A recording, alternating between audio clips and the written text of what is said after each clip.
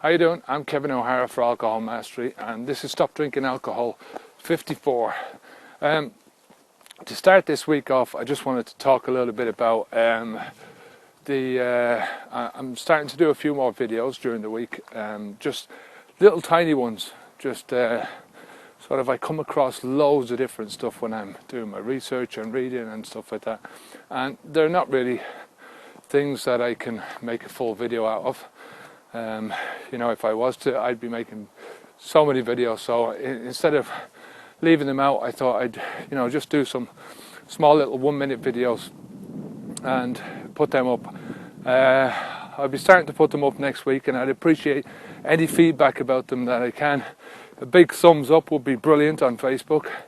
A big thumbs up would be brilliant on YouTube. They're called Alcohol Mastery Shorts, and the pun is intended. The shorts, for a long time I used the word shorts to mean something completely different, and I'm sort of repurposing the word, and means that I can still use it, otherwise every time I say short, it means something to do with alcohol, which I don't want it to, so keep an eye out for them, and hopefully you'll enjoy them. Over on the newsletter, I asked whether or not a forum would be a good idea, and I got a mixed bag of responses back. Still not sure what I'm going to do about that, so I'll have to really think into it some more. I don't want to go into it if I'm going to do something like that half-cocked. I want to do it properly. I know that setting it up is not going to be the difficult thing. There's a lot of free software out there, so I understand that.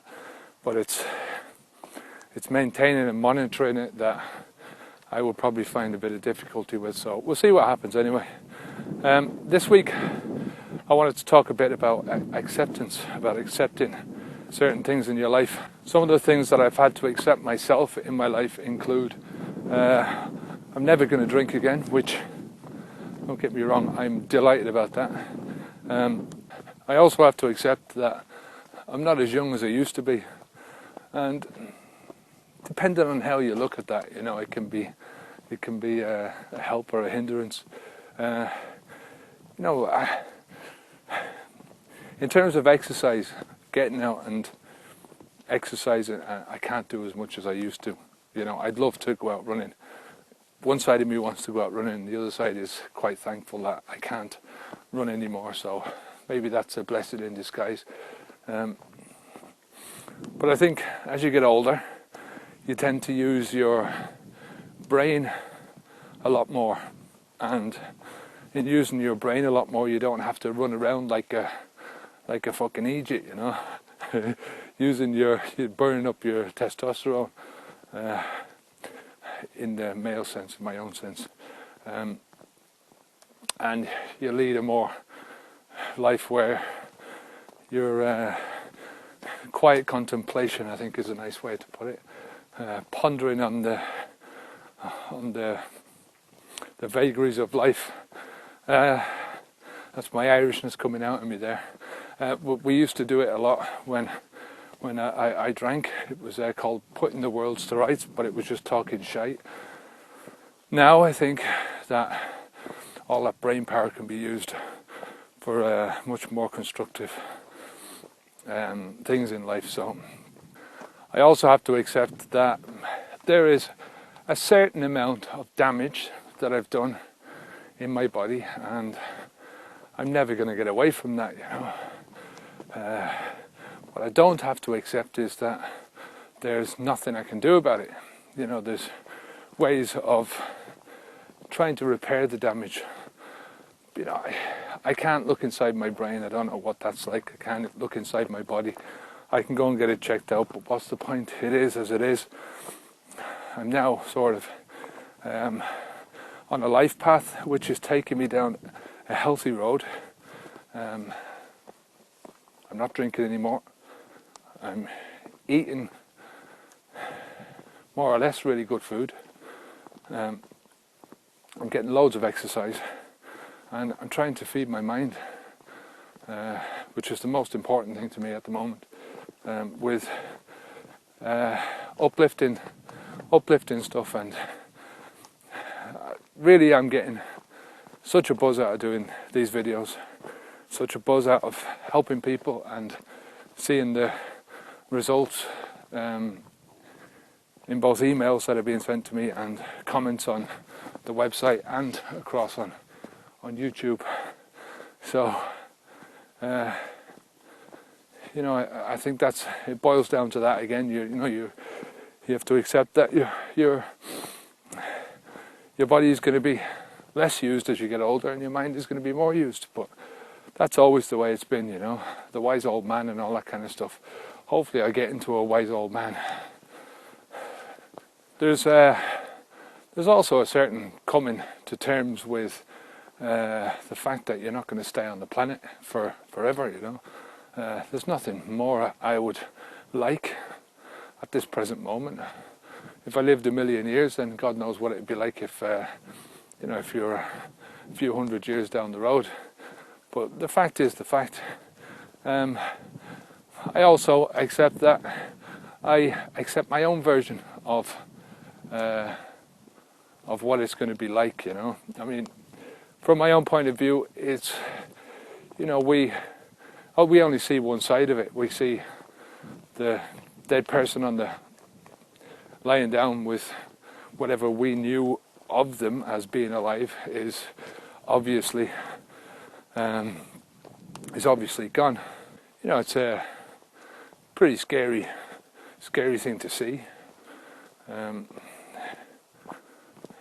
But I think that there's no inevitabilities about anything. Like I say, we only see one side of this thing. It's another word, death, which has just got, you know, it's a horrible connotation to it. But it's a process.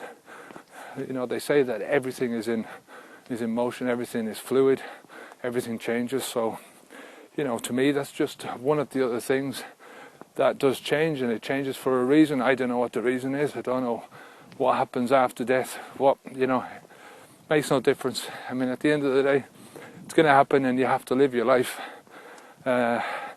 like it's not going to happen tomorrow, like it's going to happen in 100 years. You know, you never know. Science being the way it is, progress. I think people could very well live well into their hundreds by the time we get there. Touch wood.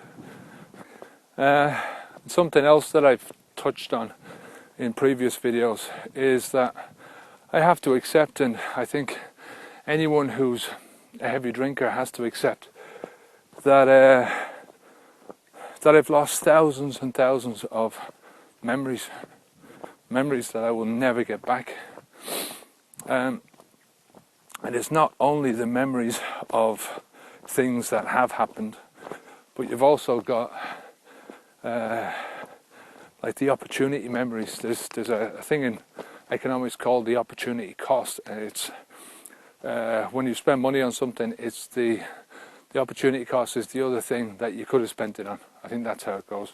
And you know, all the times that I was sat in a pub drinking, or sat at home drinking, or doing whatever, drinking, the opportunity memories are the memories, the experiences that I could have had that I didn't have because I was drinking. So that's a sad thing. It's something I have to accept.